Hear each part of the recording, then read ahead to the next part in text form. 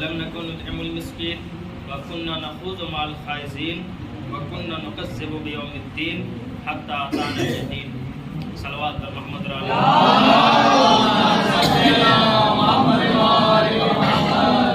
عزیزان گرامی، کل آپ سبھی حضرات کے درمیان اہمیت نماز کے سلسلے میں گفتگو کی گئی تھی. آج اسی سے مربوط گفتگو آپ سبھی حضرات کے درمیان بیان کرنا ہے.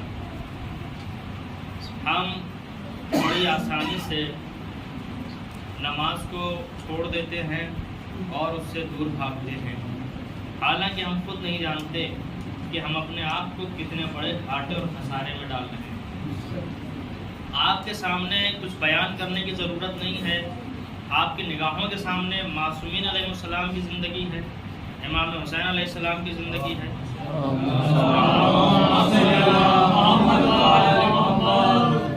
اور بقیہ ائمہ کی بھی زندگی آپ کے نگاہوں کے سامنے ہے، جو آپ الحمدللہ عزائے حسین کے صدقے میں مجلسوں اور دوسرے پروگرامز کے ذریعے سنتے رہتے ہیں کہ رسول اللہ نے کس طریقے سے نمازوں کو ادا کیا، اور خود امیر المومنین کی بھی زندگی کس طریقے سے نماز سے وابستہ رہی. مسئلہ یہ ہے کہ رسول اللہ نے پروردگار عالم کی بندگی کے لیے یہ جو سب سے اچھا طریقہ، حالانکہ حکم خدا بھی ہے، قرآن مجید میں بہت ساری آیت ہے وَاسْتَعِينُوا بِالصَّبْرِ وَالصَّلَاةِ، اللہ کی مدد صبر کے ذریعے سے حاصل کرو اور نماز کے ذریعے سے حاصل کرو. اب عزیزان گرامی، ہم بہت اچھے ہی اس ماہ رحمت میں موجود ہیں اور پروردگار عالم نے ہم کو یہ توفیق عطا فرمائی کہ ہم کو یہ مہینہ ملا، اور یہ بابرکت مہینہ انشاءاللہ اس مہینے کے جاتے جاتے ہمارے سارے گناہ بھی پروردگار عالم معصومین کے صدقے میں معاف فرمائے. صبر سے کیا معنی ہے؟ صبر سے کیا مراد ہے؟ صبر کا کیا مطلب ہے؟ وَاسْتَعِينُوا بِالصَّبْرِ وَالصَّلَاةِ، اللہ کہہ رہا مدد طلب کرو صبر کے ذریعے سے اور نماز کے ذریعے سے. عزیزان گرامی، صبر کا مطلب یہ ہے کہ انسان اختیار رہنے کے باوجود اپنے آپ کو اس کام سے باز رکھے. اختیار ہے، پورا کنٹرول ہے. ابھی میں کہوں تو کوئی غلط بات بھی نہ ہوگی کہ اس مہینے میں آپ سبھی حضرات صبر سے رہتے ہیں. آپ سبھی حضرات صبر سے رہتے ہیں. صبر کا دوسرا معنی جو بیان کیا گیا ہے وہ روزے سے رہنا ہے. اب ترجمہ کیا ہوگا؟ وَاسْتَعِينُوا بِالصَّبْرِ وَالصَّلَاةِ، اللہ کی مدد طلب کرو روزے کے ذریعے سے اور نماز کے ذریعے سے. اب کہیں گے روزے سے مراد، صبر سے مراد روزہ کیسے ہے؟ صبر کا مطلب یہ ہے کہ اپنے آپ پر اختیار رہنے کے باوجود اپنے آپ کو باز رکھنا، اپنے آپ کو روکے رکھنا. آپ روزے سے ہیں، آپ کو اختیار ہے کہ آپ کچھ بھی کھا سکتے ہیں. کسی نے آپ کے منہ کو سی نہیں دیا ہے، کسی نے زبان پر تالے نہیں لگا دیے ہیں. جو چاہیں آپ وہ کر سکتے ہیں، مگر آپ نے اللہ کی خوشنودی کے لیے صبر کر رکھا ہے. تو جب اللہ کی خوشنودی کے لیے صبر کر رکھا ہے تو اس عمل کے ذریعے سے اللہ ہر انسان کی مدد فرمائے گا. اور عزیزان گرامی، بات نماز کی ہو رہی ہے تو بیان کرتا چلوں، فقط آدمی روزہ رہے اور نماز نہ پڑھے، اس لیے کہ نماز کے لیے ہماری دعا کل جیسا کہ بیان کیا گیا تھا ان قبل ما سوا، اگر نماز قبول ہوئی تو تمام اعمال قبول ہوں گے. ان ردت ما سوا، اگر نماز رد ہوئی تو ہر ایک چیز رد ہو جائے گا، کوئی بھی عمل قابل قبول نہیں ہوگا. اچھا، نماز، روزہ، یہ تمام چیزیں انسان کیوں انجام دیتا ہے، کیوں یہ عمل بجا لاتا ہے؟ پروردگار عالم کو خوشنودی کے لیے. اچھا، اللہ کو خوش کیوں کرنا ہے؟ تاکہ انسان کو نجات ملے، تاکہ انسان کو نجات ملے، مرنے کے بعد سکون ملے، راحت ملے، دنیا میں بھی اور آخرت میں بھی زندگی آرام اور سکون کی ہو.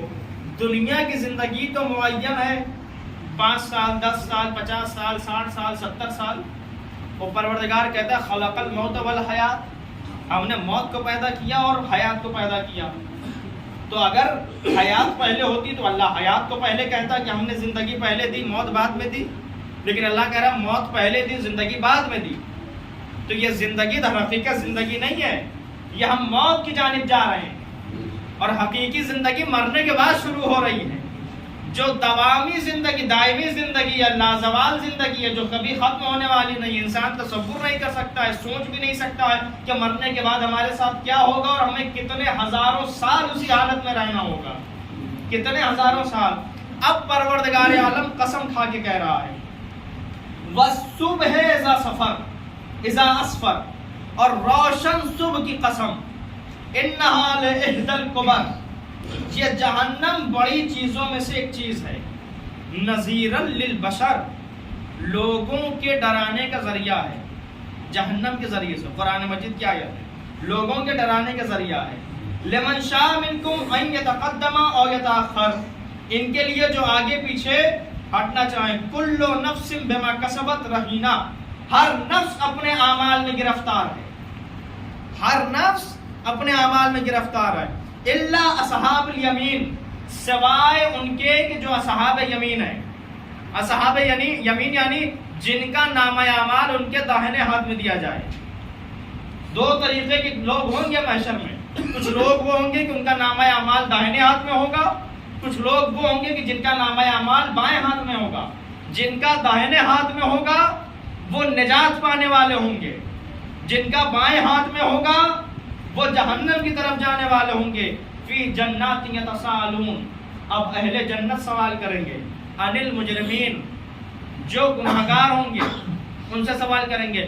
ما سلککم فی سقر، کون سی ایسی چیز تھی کہ جس نے تم کو جہنم میں لا کے ڈال دیا. قالوا لم نک من المصلین، تو سارے کے سارے کہیں گے کہ ہم نماز نہیں پڑھتے تھے، ہم نماز نہیں پڑھتے تھے. وہ کہیں گے ہم نماز گزار نہیں تھے.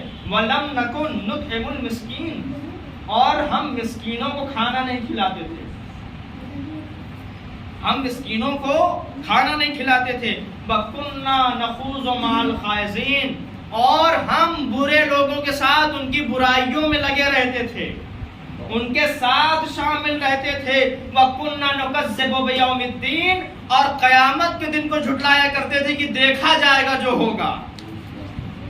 قیامت کے دن کو جھٹلایا کرتے تھے، جو ہوگا دیکھ لیں گے، ابھی تو بہت دور ہے قیامت. حتی اتانا الیقین، یہاں تک کہ ہمیں موت آ گئی اور اب ہمارا کوئی اختیار نہیں ہے. تو اہل جہنم یہ عجیب و غریب منظر اور واقعہ ہوگا کہ جب یہ گلہ اور شکوہ کریں گے کہ کاش ہم نے نماز پڑھ لی ہوتی، کاش ہم برائیوں میں نہ لگے ہوتے، کاش ہم نے مسکینوں کو کھانا کھلایا ہوتا، کاش ہم نے آخرت کے دن کو جھٹلایا نہ ہوتا، تو آج ہماری حالت ایسی نہ ہوتی. عزیزان گرامی، جب بھی ایسا تذکرہ ہو تو بارگاہ خداوندی میں دعا کریں کہ پروردگار ہم سب کو توفیق عطا فرمائے کہ ہم سب نماز گزاروں میں سے ہو جائیں، ہماری عبادات پروردگار قبول فرمائے، ہمارے گناہوں کو معاف فرمائے، اور عزیزان گرامی ہم سب کو آتش دوزخ سے محفوظ رکھے. دعوانا الحمدللہ رب العالمین. صلوات اللہ.